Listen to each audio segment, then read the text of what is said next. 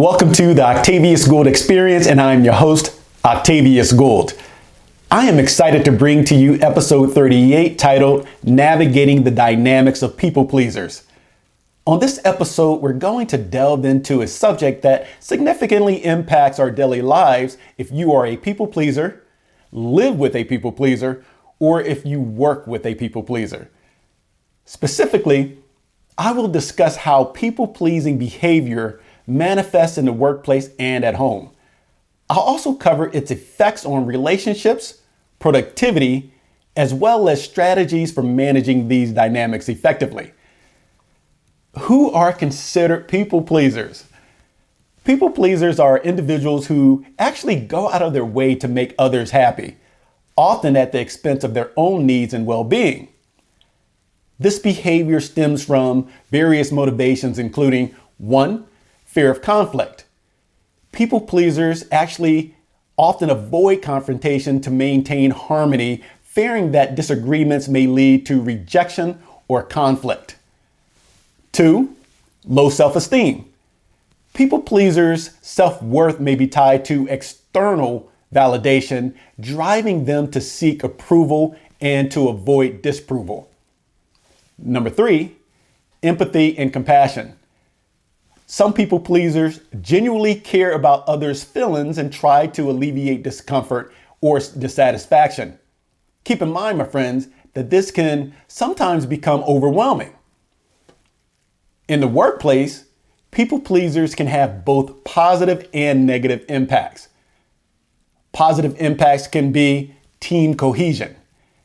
People pleasers often contribute to a positive team atmosphere by being supportive and accommodating.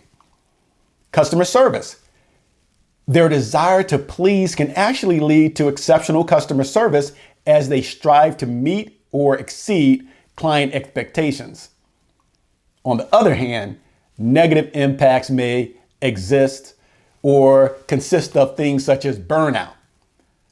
By overextending themselves to meet everyone's needs, people pleasers risk burnout and decreased productivity. You also have unclear boundaries. They may struggle to set and maintain professional boundaries, leading to potential exploitation by colleagues or their managers. Then you have resentment. Their inability to say no can lead to feelings of resentment and frustration, affecting their overall job satisfaction. Here are some strategies for managing people pleasers at work if you are a leader. 1, encourage open communication. Create an environment where your team members feel comfortable expressing their needs and concerns. This can help people pleasers articulate their limits and avoid overcommitment. 2, set clear expectations. And this should be done from day one. Too many managers often fail to set clear expectations during the onboarding process. And then when things arise, such as conflict, they're surprised that the person didn't even know the policies or procedures. So you want to, as a leader, set those expectations from day one. Everyone should have an expectation meeting the first week with any employee that you hire. And then you want to have continuous check-ins to make sure that you reinforce those policies and procedures. And this will ensure that the roles, responsibilities, and boundaries are well defined. This clarity can help people pleasers understand their limits and prioritize their tasks effectively. 3, promote self-care. Encourage team members to take breaks and manage their workload. You want to have that great balance. Recognize and reward their efforts in a way that doesn't contribute to unhealthy people-pleasing behavior. Again, too many leaders fail to recognize great behavior and then give that individual recognition for the things that they're doing well. 4, provide support and feedback. You need to, as a leader, offer constructive feedback and support. This will help people pleasers understand that it's okay to prioritize their own needs and that Their worth is not solely based on their ability to please others. In the home environment, it's an entirely different story. There are so many different dynamics, especially if you have kids or a partner. But in the home environment, people pleasers can also have a positive and negative effect. Here are a few positive impacts. Harmonious relationships. People pleasers often work hard to maintain peace and foster a positive family dynamic. Supportive presence. People pleasers can be incredibly supportive, putting their own needs first and contributing to a caring home environment. Now, the negative impacts. Personal sacrifice. People pleasers may neglect their own needs and desires, leading to personal dissatisfaction and stress. You also have unbalanced relationships. Their tendency to prioritize others can create imbalanced relationships where their own needs consistently are overlooked.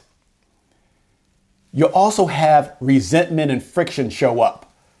Over time, unmet needs and unvoiced frustrations can lead to resentment and tension within a family. With all that being said, here are some strategies for managing people pleasers at home. Encourage open dialogue. Try to foster an environment where family members can openly discuss their needs and feelings, because this can help people pleasers express their own needs without fear of conflict. Also, promote healthy boundaries. You want to encourage your family members to set and respect boundaries. Help them understand that taking care of oneself is essential for maintaining healthy relationships. Show appreciation. Regularly acknowledge and appreciate their efforts, but also reinforce the importance of self-care and personal fulfillment. Model balance. Demonstrate a balanced approach to relationships as well as responsibilities. The key, my friends, is showing that it's possible to care for others while also prioritizing one's own needs. When I was younger, I had people-pleasing tendencies myself.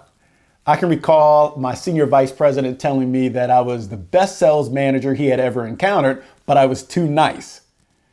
I didn't know what the term people pleaser meant at that particular time. I thought it was cool to be nice. That's who I was. That's who I am.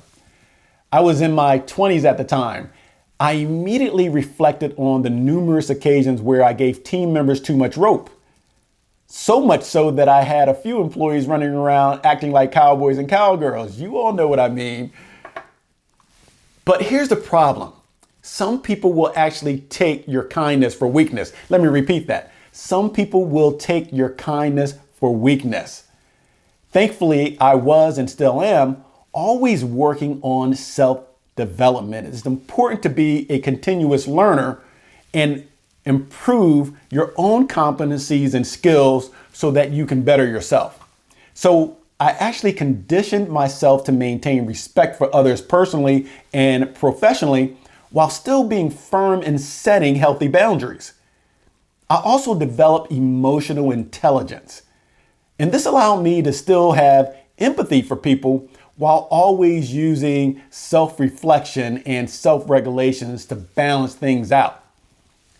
Lastly, I enhanced my ability to communicate effectively. This allowed me to set clear expectations from day one. I then reinforced those expectations throughout my tenure managing people through consistent coaching check-ins on an informal basis as well as a formal basis. Keep in mind, if you are a manager of people, you don't always have to have a set meeting where you send the calendar invite, you bring the person in at a specific time, and you cover all the bases as it relates to everything that they're doing well or things that they need to improve upon. Sometimes you want to have informal check-ins. Keep in mind, if you are a leader, every conversation is an opportunity for you to coach. This could be having coffee with someone, taking a walk around the building, or a walk outside. Just make sure whether you have an informal or formal check-in meeting with your team members that you always maintain a safe space. For those of you who identify with people-pleasing tendencies, personal growth is crucial. It's mission critical, and I suggest that you work on 1, self-awareness. Reflect on reasons behind your people-pleasing behavior. Understanding your motivations can be the first step towards change. 2, assertiveness training. Practice asserting your own needs and boundaries. And you can do this by starting with small steps and gradually build your confidence. 3, seek support.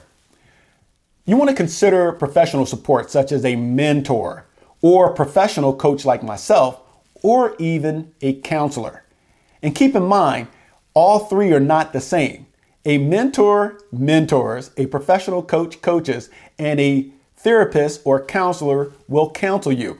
I'll give more detail during a later episode as it relates to the importance of each professional staying in their lane.